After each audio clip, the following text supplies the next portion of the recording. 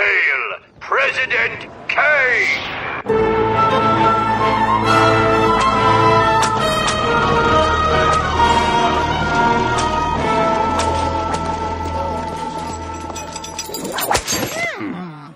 I don't understand why we have to build a ray gun to aim at a planet I never even heard of. Don't blame me. I voted for Kodos.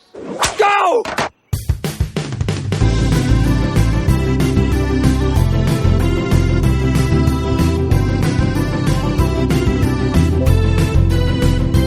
If your friends are nerdy and you are nerdy too, I want to talk to you. Friends talking nerdy. Here's another one, though. Star Trek IV, The Voyage Home. What'd you think of that? I'm trying to remember which one that is. Where they go back, where they go back in time. That was okay. It wasn't my favorite Star Trek film. Star Trek film. So it was like, I think it was the one after that, Undiscovered Country. Nope, the fifth one was The Final Frontier. Undiscovered one was the sixth one. Okay. Yeah, with that one. The whales. It was okay. Honestly, it was one of those like. I didn't quite follow it so much. But I loved it. I thought it was, Nimoy had directed it. And it talks about how they did, in the 3, they finally get this bird of prey going. They're flying back, and they get this warning signal about, hey, don't come to Earth. This alien being their communications is wiping everything out. Mm-hmm. So Spock says this theory about flying around the sun or a star, if possible, we can go back in time. And as a Star Trek fan, I kind of liked that because it was something very simple and easy, right? Huh. They weren't doing anything crazy that would really mess things up. They just we're going back, we're gonna get the whales, we're gonna bring them back in time, and these folks will have no idea what just happened. It was just if I remember correctly at the time, there was such an underlining message, because I feel like there was they were trying, at the time, I think Save the Whales was going on. There was that whole big thing, and I felt that was kind of like a slap in everybody's face, wake up, we're going to go into extinction if we don't take care of our animals. But I will say, I've touched upon this on previous episodes. This was a movie, at least in my opinion, that was able to preach that message without preaching to you. Yeah. And that's why I think it's definitely lasted over the years as one of the more popular Star Treks. But what about another Star Trek movie, time travel story, Star Trek First Contact? Yeah. It's been a while since I've seen it. I know I liked it when I saw it. It's hard for me to speak for it. That follows on the Next Generation with the Borg, right? So you have probably one of the greatest television villains. Oh, she was awesome. Oh, for that's the storyline. That was cool, but it also sets up, the entire, Star Trek universe, because Cochrane's the one that does warp travel, and then it starts everything in motion. But it was kind of cool. It's good little backstory with Picard, and also with other the Borg Collective and Data, the relationship between that. And if you grew up watching the TV show like I did, it's so incredible that they kept that storyline going, because that series. The first season, in my opinion, the first 2 seasons of that series is incredible stuff. Really is. That's where Patrick Stewart, I think, really unless you saw him on, I, Claudius, or, he's in Dune, he's been active for a while. But that performance as Jean-Luc really raised the bar for a lot of old and new Star Trek fans. It really kept it reasonable within that universe. I would say, though, the Next Generation movies didn't have a firm sense of what these characters were. The big thing in First Contact, you would think a quasi-military organization like the Federation would rely upon somebody who was captured and thereby escaped the Borg and who had previously defeated them on multiple occasions. Yet they went out of their way to make it known early on that Picard was not invited to the battle. battle just cause. I mean, you would think he would be the one person that the Federation would rely upon. There were a lot of things about those movies that just didn't make sense and were a slap in the face to all the good stories that the show did for their 7 seasons. Okay. And I just killed the momentum there. No, you didn't. I said, I can't really contribute because my memory of the movie is just not there. Yeah, I get your point, Tim, with that. I just think that for the series, as the board became more inclined, and it started with Q sending them, send Enterprise to a different quadrant, meaning this this life form that conquers. Then it got rolled into other series, DS9, or more importantly Voyager with 7 of 9. So that character, you had this entity in that realm that was unstoppable. Just combine. You're part of the collective. You're coming in. So, I do understand, the timeline paradox of the Federation knowing about that. But remember, think about it. They went back in time before Federation even got started. So the planet Earth at that, was, colonized. Yeah, again, just not the biggest fan of the Next Generation movies. I mean, I have a soft spot for Generations. That was good. But the other 3, not so much. Hopefully the Quentin Tarantino produced Star Trek movie could maybe bring back some Next Generation characters, even if they're rehashed. I'm curious to see a spin on that. I really am. I'm really curious to see what Tarantino would add, to that mix. That's fascinating. Well, I know. Interesting. Yeah, his big influence was the episode Yesterday's Enterprise. It was the one where the Enterprise C, I think, came back from time, which changed the timeline temporarily for the Enterprise D, and they were on a war. They were in a warship, essentially, and Tasha Yar had come back, and Guinan was the only one who knew that there was a change that happened. And then at the end, the Enterprise C goes back in the time and ultimately dies with Tasha Yar on the ship, and Tasha going on the Enterprise C helped create her Romulan daughter. That's right. Yeah. Oh wow, man! It's been a minute. I gotta brush up on those episodes. Yeah, brush up on this. Yeah, I haven't seen it in a while either. So. Yeah, Generation. I used to watch it all the time. Saturday nights with my dad. Come on. Oh yeah, Saturday night, 7 o'clock. I remember. Because remember before '87, Saturday nights at 7 was the original Star Trek, and then the new one came along and it was like, yay, I get my own Star Trek.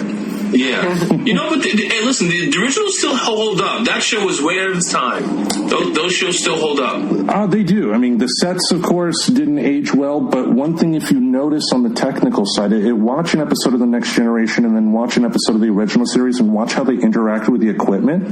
Yeah. The technical folks on that show, the crew, did a great job on, even though it's set in the future and even though it was filmed in the future, it still worked relatively the same way. Like, having a video of somebody 70 years ago working on a telephone compared to somebody today, it's going to be the same basic function, but it's going to look a lot different. Yeah. Great stuff. Wow. All right, what else? We discussed the obvious Terminator, Back to the Futures. We're forgetting 2 guys. The Wild Stallions themselves, Bill and Ted's Excellent Adventure. Bill and Ted. Yeah, but see, that's different because all they did was just gather the... they didn't really touch it. It wasn't like a serious, not to say, of course it wasn't a serious movie, but saying that the fact that they brought him into the future, yes, in all intents and purposes, if you think about it, they did change. They should have been changing the past based on what they did, because they took him and introduced him to what the future is going to hold. So it's, they basically told Napoleon, yeah, that's not going to work. Now, granted, his ego was too big to listen, but, there's possibility that it could have had a side effect. Come on, that's just silly. There's no, it's not like Back to the Future. It's just a silly, entertaining film. Yeah, no, it's great for that. Yeah, that's what I'm saying. It's can't really talk about it. But do you guys remember there was, It was a movie called The Philadelphia Experiments. Yeah. And I'm trying to remember the guy's name. Aidan Quinn was in it, I think. And that was also that was a time travel where it was they were on a submarine. They were part of the Navy, and there was some sort of experiment, and it wound up pushing them into the future, and half the crew got burned, but they managed to survive, but they had to find their way back home, and so Aidan Quinn's character is trying to find people. Now that he's in the future, he finds out what happened to him, the way the crew was considered missing, they were never found, but his partner, who kind of went to the future with him but all of a sudden disappeared, he was able to find him. And so, but again, that was the time travel, but there was nothing really. Yeah, I think it's not Aidan Quinn, Michael Paré. Yeah. Paré. Yes. No, I like him. He was good. No, I thought that was also an interesting movie, because they weren't really messing so much in the, with past, because they were moved to the future, and he had to find out what happened, and then he went back, and again, at this point, is his future going to be the same for what he saw, because now he's back and he can change whatever. Right. I don't know. I guess you didn't see it, so we can't talk about it. Okay. Yeah. Well, how about another one? And this is more on the silly side. Army of Darkness. That involved time travel. Yeah. I saw that in the theater. Really? Oh man! How's seeing that in the theater? It was awesome. It was good. It was funny because my boyfriend at the time, did I tell you guys, we had gone to, was it Fangoria Convention or Comic-Con, and Bruce Campbell was there, and he was at the table, and at this point I was just starting to get into horror. I didn't really see Evil Dead, so I didn't know who he was, and he was just sitting at the table by himself, not talking, no one, people are passing him, no one is going up to him. Wow. And this is right before Army of Darkness came out. But my boyfriend knew who he was, and he's like, oh my God, that's Bruce Campbell. I'm like, okay, so you want to go up to him? And he's like, no. And I'm like, it's fine, let's go up. I mean, Tim, you've been with me, you know how I am. Sounds familiar, yeah. It's I'm not shy when it comes to that. So it's yeah, let's go up. And he was like, no, it's fine. And I remember looking at him and feeling so bad that no one is going up to talk to him. And it kills me, because had I known, I totally would have been hey. Yeah. But yeah, and then obviously later that week I saw Evil Dead, and then Army of Darkness came out. We went to see that, and that was it.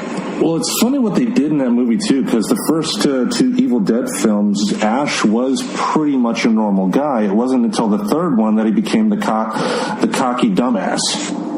Well, it was more in the first one, he was more of a scaredy cat. The second one, you saw a slow transition. He went a little crazy, slow. Yeah, but then in the third one, he went complete cliched action hero, which I love. He did a great job of it. Have you also seen the Ash vs. Evil Dead TV show? I started watching it, and Noel, there's just so much stuff. I cannot keep up. There's so much geekiness out there; it's insane. Yeah. I would say there's too much stuff on television. But from what I saw, I loved it. I just haven't had time. I still have to watch Stranger Things. Yeah. Oh, wow. I just started watching the first episode of season 2. So yeah, no, I know I have a lot to catch up on, but the first 2 seasons of Ash vs. Army of Darkness are now on Netflix. Yeah, no, I know. I've been watching. I started watching it on Netflix, season 1, because my friend in Eugene, Oregon, he loves it. Yes, Clay, I'm talking about you. He loves it.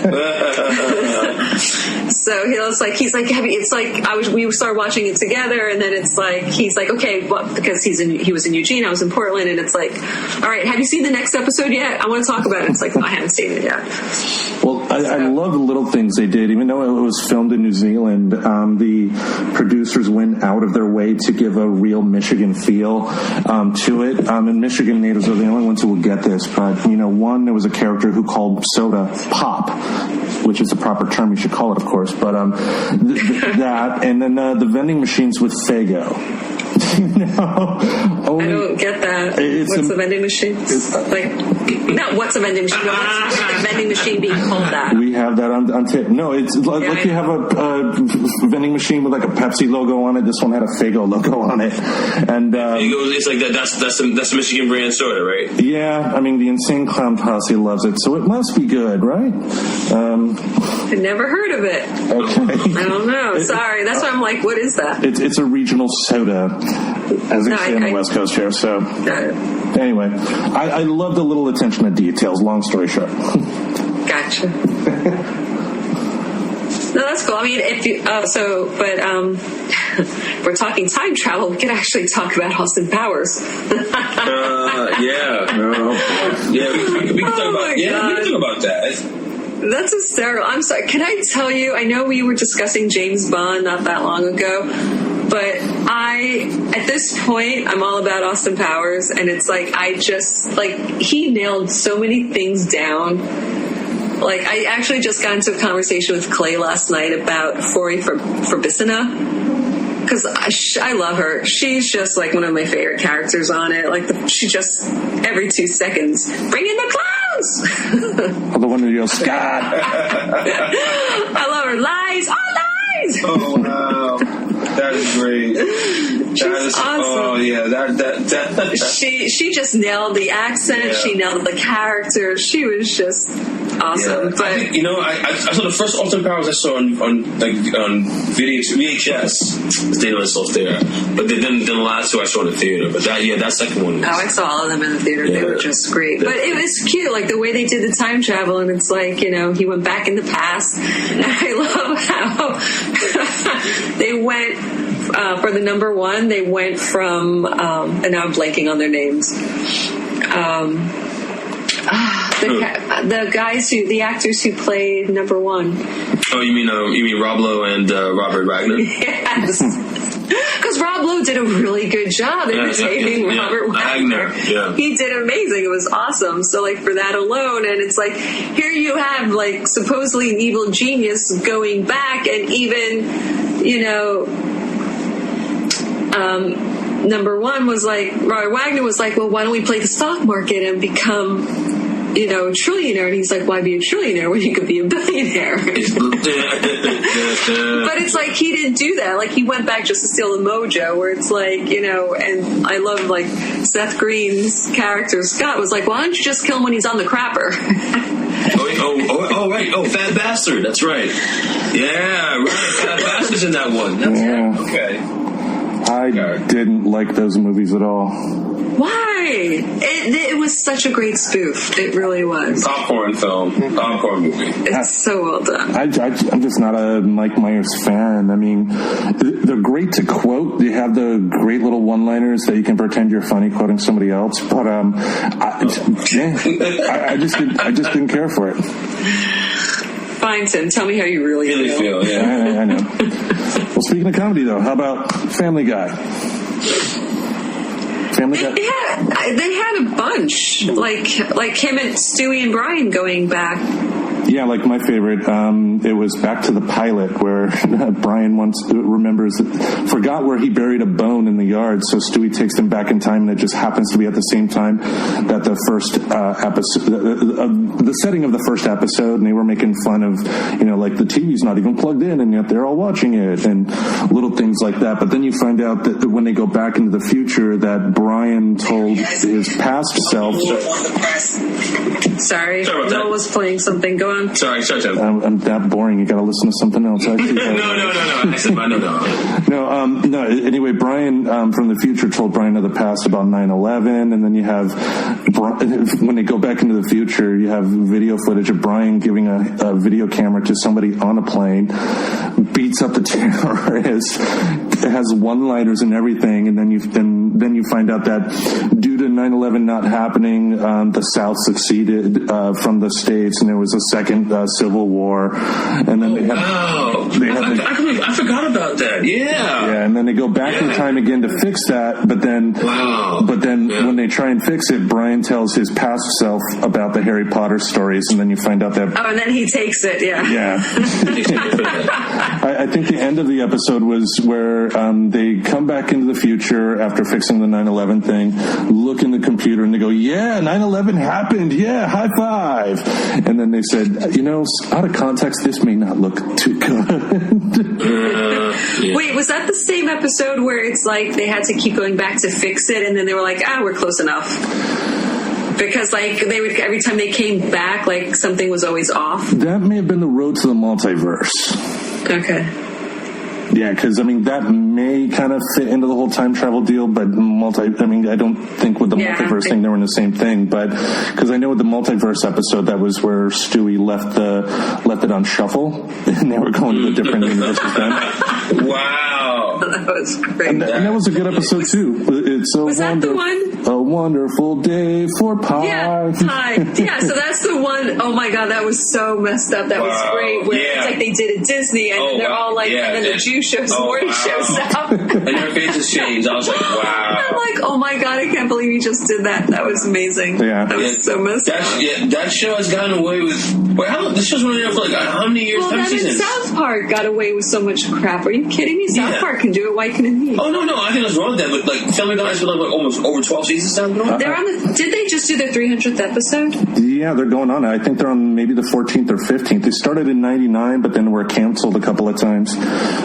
So it's not where it should be, but it's 14th or 15th season. Yeah, I remember when they were canceled and it was a big thing, and I remember they did a performance, a live performance at, I think, Carnegie Hall or somewhere in New York. Yeah, usually the times when they'll get together and do that, they'll either, one time I think they recited a screenplay from the show and had all the voices on, and they were redoing them. That was great. That's kind of cool when we get behind the scenes stuff like that. We're listening to good stuff. It's the same with The Simpsons too. Yep. But with Family Guy, I believe the second time they were canceled, before they came back on the air, they had that exclusive DVD movie that also involved time travel. The one where Stewie was scared to swim and set up set up a bomb on the lifeguard's stand, but then it almost killed him. And then he saw somebody on TV that looked just like him, but then found out it was him. Went to the future, found out that Meg had a sex change and became Ron. It's just the voice they have. And Stewie never came to his full potential of taking over the world. Yeah, he was 35, working at Office Depot, never had sex. Read Parade magazine for the Lockhorns, and wow. Yeah. God, I remember that. That's great. Oh, and then he had sex with a coworker, and then I guess it was 8 seconds of performance, and then 40 minutes of crying. And then he got fired, and then the stress release candles at the past Stewie set up in his house burned his apartment down, and he had to move back home. Yeah, and Lois realized that was Stewie, the younger one. Yeah, it wasn't Pablo, but just the male actor they had to do the voice of Meg, I'm here with my mustache. Oh, and Chris married a stripper or something? Named Vanessa. Like an abusive stripper or something? Yeah, when are you going to tell your parents to go to a retirement home? Oh, it's great. Oh, I can't believe I did this. Going back to Austin Powers, I kept saying number 1. It was number 2. Robert Wagner. His character's name was number 2. That's right. Who's number 2 work for? That's right. You make that turd your boss. Your bitch, was it? Yes. That was funny. And that was Tom Arnold. Yeah. That was great. Damn, son, what'd you eat? Who's number 2? That was good. No, anyways. Yeah, one thing that we briefly mentioned, Quantum Leap. I sent Morah an article. Somebody made made a Google map. They put all the pinpoint locations on where Sam Beckett traveled throughout the series. And what were your thoughts on the show? Well, I loved it. I thought it was very well done because he actually hit on some points. Like there were times, there were episodes where it's like he just hit random people that you just, it's anybody and anybody. And then you had times where it's like it was actually a character in time that you knew or was somehow associated with somebody you knew. Oh, I think of the JFK when he leaps into Lee Harvey Oswald. Yeah. And sorry, Sam, go ahead. No, my apologies there. I was just going to say that Donald P. Belisario, who created Magnum P.I. Airwolf. Can't forget that. NCIS, yeah. That's right, yeah. He was in the military with Lee Harvey Oswald. And really? Yeah, there's a scene near the beginning of the show where a young Lee Harvey is asking on a military base, there's like a newspaper stand there. He asked the guy for like a Pravda or something like that, and then they got into an argument. Apparently, the person at the newspaper stand was a actor portraying Donald Belisario. Wow. Yeah, so he was of the opinion that Lee Harvey Oswald was very much capable of doing everything alone, not taking into account science and all that stuff, but hey. Yeah, that's a good one. The one where Sam leaps back to save his brother's life in Vietnam, that's a great one. Wasn't there one like with the Rosa Parks one or something equivalent to that? He leaped to an old black guy and couldn't get on the bus. But yeah, what I like about the show also is he leaped into a lot of people of color.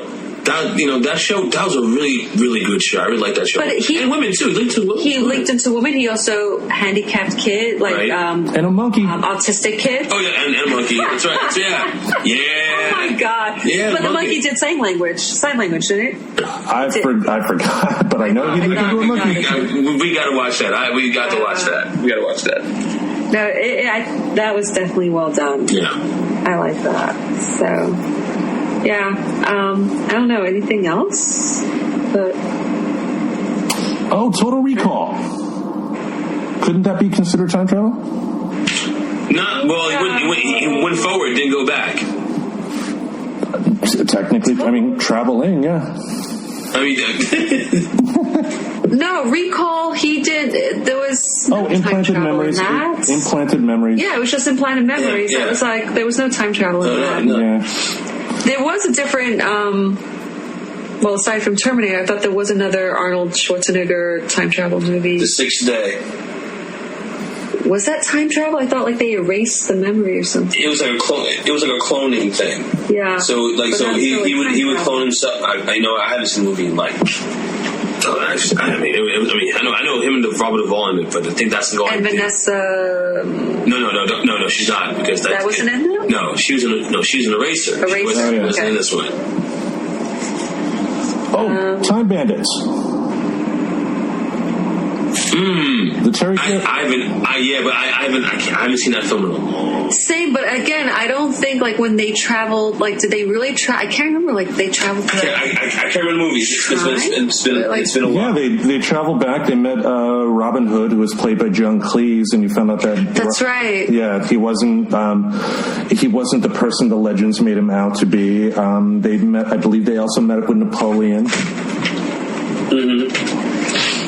But if I remember, like that movie was like I just remember it was very weird, and it was a movie I remember when it came out. Like I really wanted to love it, but I had a hard time following it. And by the end of it, because there was something about like with the parents, and like it made sense. Like all of a sudden, like the parents died. I don't know. Like it was just weird. Well, I mean, it is a Terry Gilliam film. It was supposed to be an excellent movie. Yeah, I know. Yeah. Gilliam in the 80s was all over the place. It wasn't until the 90s that he started making somewhat mainstream films with stuff like 12 Monkeys. But then even then, by the end of the decade, he was back with stuff like Fear and Loathing in Las Vegas. So. When did The Fisher King come out? Was that 88 or was that 90? In the 90s, early 90s. Okay. Well, 12 Monkeys can be considered. It's funny. I have to admit, I haven't seen the full movie of it, but isn't that a time travel movie? Yeah. Yes, it is. Yeah, that's it. Yeah, that's it. Oh yeah. Bruce Willis, Malmsteen, Brad Pitt. Yeah, going back in time to figure out who are the 12 monkeys. Yep. Another one we spoke about earlier, Rian Johnson, Looper. I'm trying to remember. I know I've seen it, and I just can't. That's where Joseph Gordon-Levitt and Bruce Willis are playing the same character. Yes. I did not like that movie. Really? I did not like it. Why's that? It was just messed up, and it was just because you kind of saw where it was going. Really? I didn't know. I mean, when talking about the kid, that blew my mind. I was like, whoa, okay. But that's what, like, it's kind of like once he figured it out, and it's like, yeah, you knew, like, the ending had to be that way. It's, I don't know. That was crazy. Yeah. No. Here's another one, Groundhog Day. So Groundhog Day's not really time travel. That was just like, somebody stuck in a loop playing it over and over and over again. Well, he got it right. He did. Well, Bill Murray. Well, I think Phil. I forgot his name. Yeah, no, but I mean, he did go. I mean, he did go back in time again and again and again.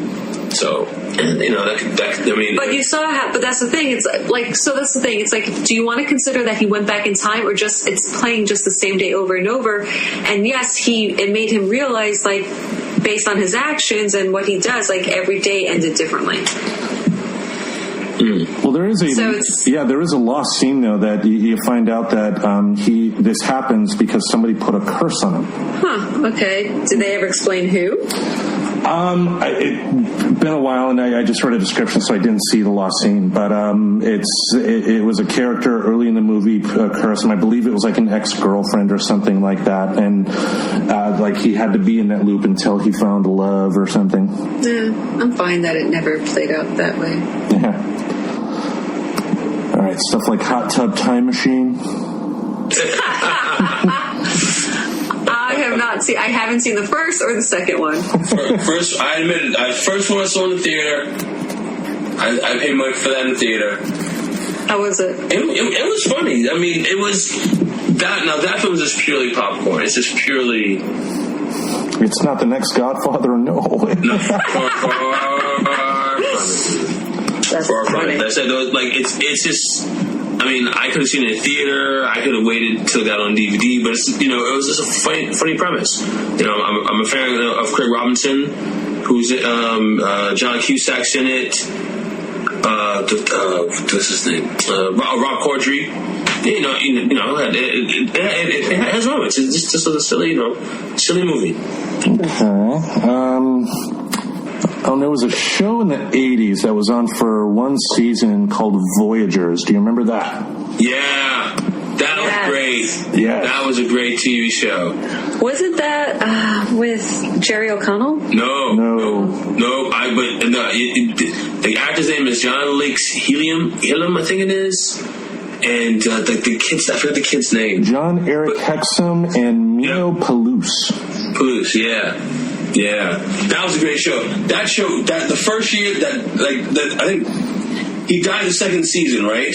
It was only on for one season.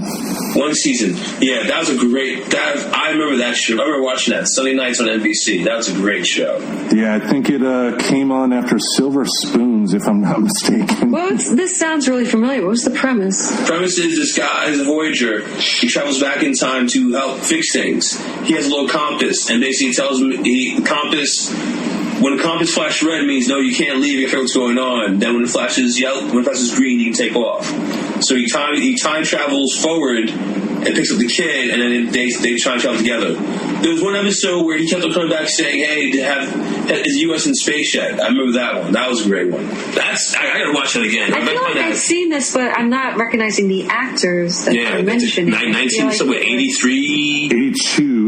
It was 82-83 season. Oh yeah, and because it's so tragic that actor was. I think he was killed by the gun. I don't know if it was an accidental thing, but I think it was an accident. I think if I remember correctly, that was. Because I remember that story. That was a big story because that show was a big hit. It really. I remember watching that show. That show really catched on.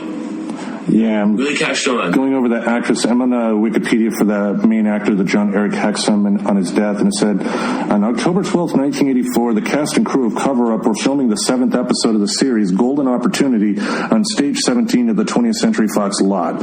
One of the scenes filmed that day called for Hexum's character to load bullets into a .44 Magnum handgun, so he was provided with a functional real gun and blanks. When the scene did not play as the director wanted it to play in the master shot, there was a delay in filming. Hexum became restless and impatient during the delay and began playing around to lighten the mood. Apparently he had unloaded all but one of the blank rounds, spun it, and apparently simulating Russian roulette with what he thought was a harmless weapon, he put the revolver to his temple and pulled the trigger. Yep. That sucks. No, I'm pretty sure that sounds familiar. I know I've seen it. I just can't picture him in my mind, but all of this sounds familiar. And yeah, I remember loving the series as well. Mm-hmm. Yep. Wow. And on that note. Yeah, I know. Like, okay. Let's see. Awesome. What else? I'm trying to like quickly see if we missed any other movies. Oh, it was a short series on Hulu, based on a Stephen King book, 11/22/63. Didn't see it. Oh, was it that one with James Franco? Yeah, we're another great human being. Oh, God. Yeah. And I'm impressed, though. He's actually still doing the talk show circuit. Like, I saw him on, not Fallon, the other one. Kimmel? No, Colbert. Was it? Colbert. He was on like one of them recently, and I was like, wow. No, because they talked about it. Oh, really? That was the first thing. He came on stage, and they were like, "Hey, do you mind if like I want to jump into this since it's it's in the news?" And I love it. He gave, dear Lord, it's like talk about politician talk. You know how like you ask a question and the answer you get is not quite a yes, not quite a no. It's one of those like you just spin it around, and then by the time you're done, you're like, wait, what? What they say? Mm-hmm. And that's exactly like the answer he gave was just so neither here nor there. It was just like, wow, that's a great. He definitely has good people coaching him on how to just spin. Yeah, I mean, but when Scarlett Johansson shouted him out this weekend at the women's rally, you know, what did she say? She said, "I want my pin back." And then when they asked, supposedly they asked her agent. He's like, "Yeah, tell me about Franco." There was that. Wow. And there was also Franco thing. I'm trying to think what other nasty harassment stories are happening. Sounds like an argument in high school, though. I want my pin back. Yeah. But also the hypocrisy of it is that, you know, Woody Allen's daughter finally said, you know, he molested me. And it's always the quandary of what Johansson said. You know, if Johansson knew that Woody Allen, she worked on 3 of his movies.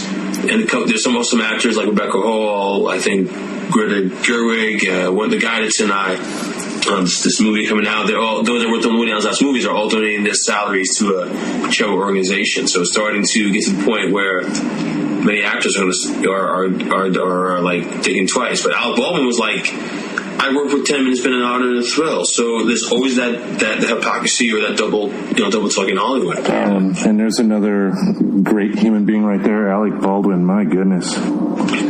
I don't know. I mean, I think with the current scandals, the way they are going, you have to have belief for the victims from the outset, but you also, there's too much of a mob mentality to where people just want to pile on that, you know, I mean, you have to believe the victims. You have to believe the victims, but let everything sort itself out before you start, you know, doling out punishment, I guess. But it's just complicated. It's not a black or white issue. There's no yes or no here. You know, it's that we're not going to solve it on this podcast. I know that. Yeah. Anyways, moving forward, going back to the topic at hand. Did either of you see Peggy Sue Got Married? Yeah, Francis Ford Coppola. Bits and pieces, not the whole thing. Yeah, I did. I saw it in the theater. And yes, it is like a time travel show. That's the thing. Like, she does go back to the past and kind of relives the past, like kind of. Yeah, she has a chance to change. She dates that guy that she always that she always wanted to date. But the cool thing about the movie is that I think she used to hear her mother or grandmother's voice. I can't. It's been a minute. Yeah, I think it's the grandmother's. Yeah, voice. so the parts of that film that really touch, like Peggy Sue gets that second realization of her life. She remembers about her daughters. And what happened if she didn't get with her husband? Yeah, that's why she so exactly. She had to choose to go back. Yeah, so she clearly understood that and what happens is she wakes up. It was just bad. She had she hit her head and had it's a concussion. So. Well, didn't they also kind of play around a little bit too by having her give the lyrics to "I Believe She Loves You" to her boyfriend at the time, the Nicolas Cage role? Probably. I don't remember. I just remember, I don't know. I just didn't care for it. I thought it was just weird. They kept her playing her younger self. Yeah. Which I thought was an interesting choice rather than just getting, a younger actress to go back to play. Well, and also this was during the time where Francis Ford Coppola was doing anything for money, so he may not have been fully on board the project as he may have been a few years previous. Granted, Kathleen Turner was a huge star, so, why only have her do a cameo? Yeah. So that's kind of how I looked at it. But and it was at the time. You felt like what? You felt like what? No, I felt like maybe if they did get, a younger actress to play her younger self, I feel like maybe then it would have felt a little bit more believable rather than having, even Nick Cage play his younger self, which I also thought looked weird. Yeah. And they couldn't do then, of course, what they can do now, like the Guardians of the Galaxy 2 with Kurt Russell at the beginning, and with my God, making him look like his young self. Wow! Yeah. That was so amazing. Yeah. Or even Carrie Fisher. Oh yeah, with Rogue One, Captain America: Civil War. They had early Robert Downey Jr. Yeah. It's crazy. Yeah. It's a great writing story tool. Yeah. All right. So, do we have anything else we want to talk about in regards to time travel? I don't know. I feel like I can get deeper into the whole, how I started off in the beginning talking about, how it makes sense and how it doesn't, but I feel like I'm just going to give myself a headache, so let's just stop here. Round and round. Because like I said, it doesn't exist. It's something it goes with the imagination and, what kind of makes sense to us without causing too many questions and paradoxes and being but wait, if that happens, then this can't happen and all that other stuff. Because that's the main thing, where it's if... Again, going back to the Terminator, where it kind of does, if you really stop to think about it, everything sadly has to happen. Otherwise, John never would have been born. Yep. And I think the more successful ones, I think the more the writers involved can kind of shore up those internal arguments of the audience of what you were talking about, of if they did this, they should not be able to do this. The better the writers are able to answer most, if not all of those questions, the better the story is going to be received. Yeah. Definitely. Yeah. So with that, we'll conclude another episode of Friends Talking Nerdy. So once again, thank you for listening. Feel free to subscribe on the podcast service of your choice. And I would like to thank Noel and Morah once again for being on the show. Thank you. All right. And we will see you all later. Later. Girls, I'm going to be available anywhere you see my name on the marquee, and you can ride Space Mountain all night long for Edo if you're 18 years old or over. Woo! That's the world champion, the one, the only, Ric Flair. We're coming right back. Subscribe to Friends Talking Nerdy on iTunes, the Google Play Music Store, as well as Spotify. Remember to support Friends Talking Nerdy on Patreon.